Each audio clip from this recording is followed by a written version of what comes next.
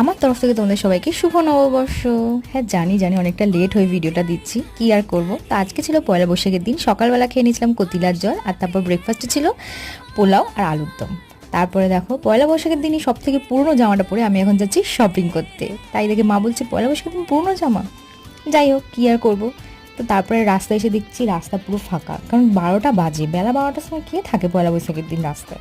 তারপরে দেখো চৈত্র সেলের শেষে যেগুলো পরে আছে সেগুলো আমি কিনতে এসেছি। তো যাই হোক এখানে অনেক কুর্তির কালেকশন বেশ সুন্দর সুন্দর ছিল আমাদের বেহালাতেই।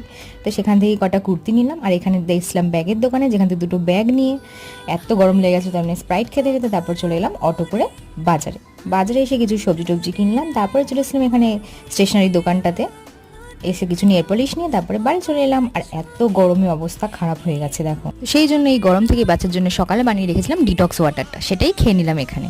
তো তারপরে কিছু ফ্রুটস খেয়ে নিলাম, আর আজকের দিনটা এভাবেই কাটালাম।